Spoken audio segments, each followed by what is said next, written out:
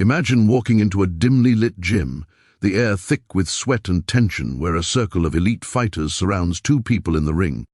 She's a woman, tough, determined, her eyes burning with fire. He's a cocky newcomer, twice her size, grinning like he's already won. The crowd eggs him on as he locks her in a chokehold during what's supposed to be a controlled spar. Her face turns red, then purple. She taps out frantically, but he doesn't let go. The room freezes, gasps ripple through the crowd, and then from the shadows a man steps forward.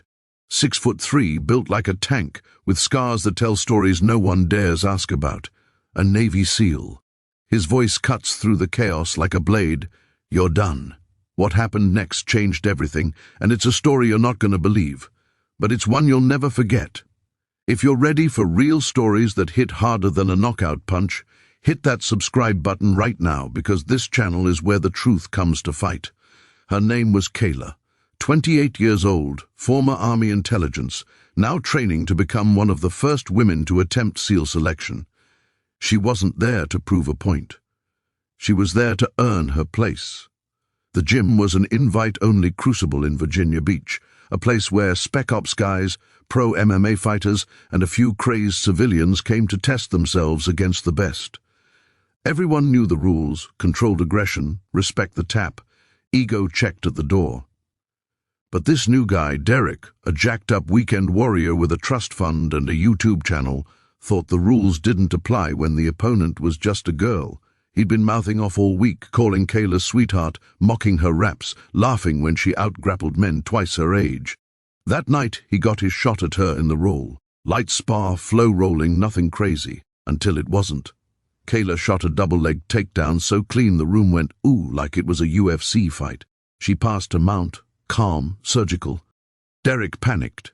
Pride kicked in harder than training. He bucked wildly, grabbed her throat with both hands and squeezed.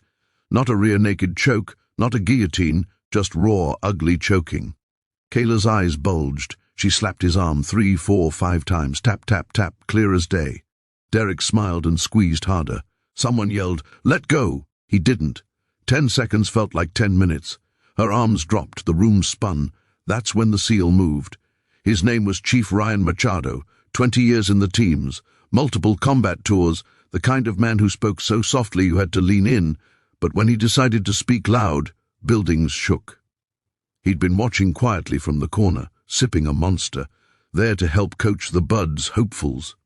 He'd seen Kayla train for months, watched her puke after 100 burpees and keep going, watched her carry grown men on her back during log PT without complaint. He'd never said much, but he respected her, and in that moment, respect turned into something colder.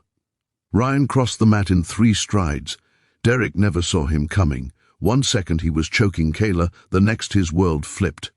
Ryan snatched Derek's arm off her throat like it was a twig, yanked him backward, and in a blur of motion slammed him to the ground so hard the crash echoed off the cinderblock walls. The entire gym went dead silent. Ryan mounted Derek in half a second, his forearm pressing across Derek's own throat, not squeezing yet, just resting there like a promise. "You like choking people who tap?" Ryan's voice was ice. "Try it now." Derek's eyes went wide with terror. His legs kicked uselessly. The same hands that had just crushed Kayla's windpipe now clawed at Ryan's arm, tapping instantly, frantically. Ryan didn't move. "Tap louder," he said. Derek slapped the mat so hard his hand bled. The room held its breath. Then Ryan did something no one expected. He let go, stood up, looked down at Derek gasping and crying on the mat and said, "You don't belong here.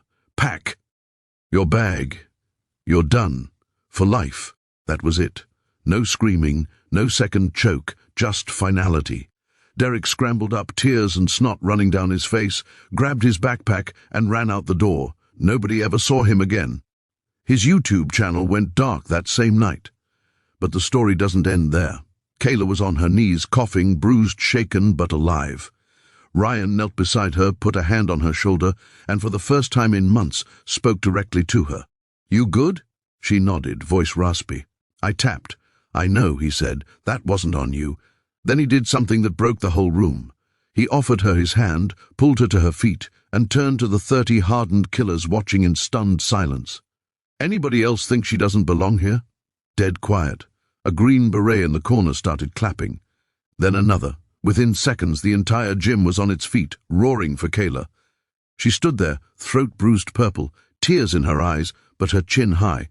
In that moment, she wasn't the girl trying out. She was one of them. 6 months later, Kayla rang the bell at Bud's. Not many people know this, but Chief Machado was the instructor who handed her the helmet at graduation. He didn't smile, SEALs don't do that, but he gave her the slightest nod. The same nod he gave every new SEAL who earned the trident. She'd made it, not because someone saved her, but because when the room saw what she was made of, and what happened to anyone who disrespected the fight, they knew she was the real thing. That night in Virginia Beach became legend. They still talk about it in hushed tones, the night a wannabe choked a future SEAL, and a real one ended his whole world in 4 seconds flat, without even raising his voice.